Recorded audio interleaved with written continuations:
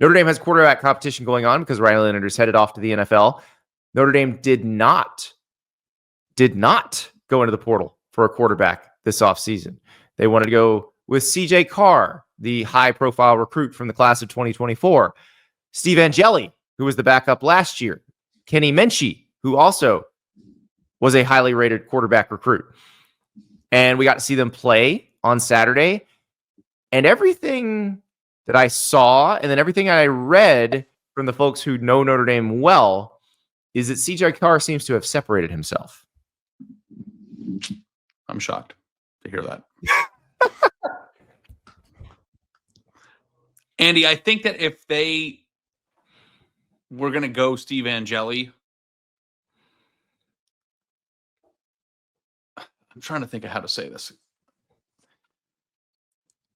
I just think that like it's a fake quarterback battle. I think that we do this. And I don't think it's fake. I think Steve Angeli did enough to be considered, but it might be that CJ Carr is just better. And that makes a difference. CJ Carr couldn't play, or that they were unsure of whether or not he could conceivably win the job, or be a very good player, they would have hit the portal position in the offseason. I also wonder if CJ Carr hadn't hurt his arm last year as a redshirting freshman, would he have been the backup by the end of the season? That's the other question. But Marcus Freeman has a choice to make now. He's got to figure out what to do, because he said after the game that you want to make this a two-man race. You don't really want to make it have it a three-man race going through the summer. So what does that mean? Because this is a tricky spot. Because if Kenny Minchey and Steve Angeli both think that CJ Carr is going to be the guy,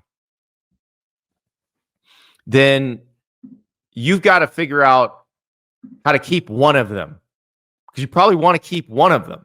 Yep. So if you're Steve Angeli, do you leave because you actually have shown enough probably to get a look as a potential starter at a program that's coming out of spring not really sure what it's doing?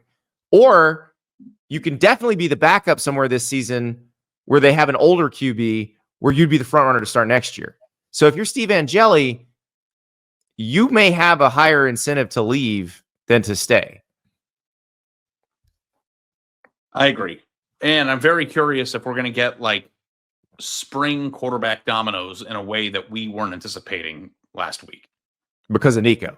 Because of Nico, but also, you get one more person in there and you know how it goes. Quarterback leaves. They got to get backfilled. Like, that's how it goes. So, yeah, I don't know if I would, Steve Angeli probably would have been a pretty marketable player to some extent had he done it in the winter. But he was the type of person who stayed, and he stayed last year. So I don't know if I would. Yeah, he wants to be the Notre Dame quarterback. Like, he wants to win this job. So yeah. That's look, that's the one thing I wonder how the conversation goes, because clearly he's been loyal. Like, if you're Marcus Freeman, you say thank you for being loyal, but if we're gonna go with CJ, he's gonna be the guy for 2 more years. You're too good to not be a starting quarterback somewhere. So yeah. Also, let's look at Kenny Minchey. Can we just appreciate the Kenny Minchey backflip after the TD? Watch this guy. So he's going to score. Here we go. The Colts are going to take him number 4 overall. Dude, that leprechaun was like, that leprechaun's like, I got to get out of the way. So listen, this is a dude. This is an athlete. So we'll see what happens. I mean, maybe he ends up being the backup quarterback at Notre Dame this year. But there's a lot of questions to be asked of how you handle it. It's a pretty delicate situation, I think, for Marcus Freeman. Now, the one thing that's not delicate for Notre Dame is you're going to have a great offensive line. Whoever's playing quarterback is going to be protected well. You have great backs that you can hand off to. Jeremiah Love, Jadarian Price is about as good of a backfield combo as there is in country. So that's the thing. I think no matter how this goes, you should feel fairly confident in that offense. But with Notre Dame, my questions are probably more on the defensive side of the ball. Yeah. Game time. The best place to get last-minute tickets. Ari, I looked up Dallas. You could see AC/DC tonight at Oh, that's Jerry World for $82. $82 you could get in to see AC/DC at Jerry World. 75 there's a couple for. Like, that's insane. I grew up loving Air Conditioner Defensive Coordinator. I'm gonna go check it out. AC, come on. Brian Johnson, Angus Young, little Highway to Hell, little Hell's Bells. Were you trying to? Everybody says it's all the same song, but it's one awesome song. You're trying to find me something to do. Kendrick Lamar and SZA are playing Jerry World soon too. Yeah, well, you got to come up with some date night ideas over here in the household. And I'm thinking, because my wife loves concerts, I'm going to check this out because Kendrick would be cool. Yeah, well, remember, sign up, use the code Staples, and get $20 off your first purchase. Terms apply. So, like, if you wanted to get into AC/DC, if you wanted to a little "You Shook Me All Night Long" before, who knows, then you could get in there for $55 after that $20 off. So go to Game Time, download the app, use the code Staples, $20 off your first purchase. All right.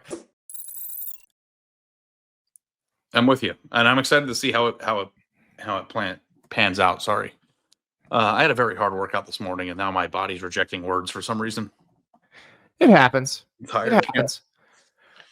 So here's the thing, Ari. Funny story from this morning. I'm watching highlights from the Notre Dame spring game, and my son comes by. Oh yeah, and he looks over my shoulder. And I'm watching the throw that Steve Carr makes, the kind of one that goes over the shoulder to the tight end. That was just a beautiful drop in the bucket kind of throw. And I said, yeah, this is the guy that I think is probably going to wind up winning that starting job. And he goes, oh, where did he play first? Like, just assuming that Notre Dame would have a transfer quarterback. I'm like, no. They recruited him out of high school. He's like, whoa. Whoa. Yeah, it's funny because I was talking to a friend over the weekend about what you were telling me about how your kids don't have a connection to the movie theater like we do, like we did. Yeah. And like now I wonder like if your kids and my kid will, like, as they grow up, have no connection whatsoever to the art of high school football recruiting. Well, they live in Gainesville, so they've seen DJ Lagway in Florida. They've seen a guy who came out of high school who became a famous person at the first school. So it's not out of the realm of possibility for them to see this, but yeah, it's strange. But yeah, my son is a pretty big college football nut. So like, he knows that Notre Dame took Riley Leonard. He knows that Notre Dame took Sam Hartman. So I think he just assumed, oh, they took a veteran quarterback from somebody else. Yeah, that's funny though. Yeah, and it's interesting because I think you were right. You said this earlier in our Notre Dame conversation, that the fact that they didn't go into the portal in the offseason probably told you what you needed to know. Yeah. I think that the not what the coaches say, what the coaches do, tea leave reading is probably the most efficient way to go about doing things in terms of like your predictions. Because I've learned, and it's not 100%, you're not always right about everything, but if a coach does something roster move wise, recruiting wise, whatever, there's probably a reason for it. So we'll see how it goes, but I've anticipated from the beginning that CJ Carr will win this job, and it's kind of the same conversation at Ohio State with Lincoln Keenholz. I think there's some people out there that think that he's going to be the starter. I don't know that I would believe that to be true. So this is probably Julian saying at Ohio State. Yeah, the thing that was the tell for me with CJ Carr happened last fall. It was when Deuce Knight, the quarterback recruit from Mississippi, flipped to Auburn, because I think Deuce Knight went to Auburn thinking he could compete for that job. It seems like Jackson Arnold's going to win it, but I think it was a little more of a question. Yeah, I think the feeling around Notre Dame was CJ Carr's the guy for the future, and that he would probably be the starter in 25 and 26 at least, because you got to stay 3 years. So if that's the case, then if you thought you were going to be in the mix for the starting job, then you're probably going to look somewhere else.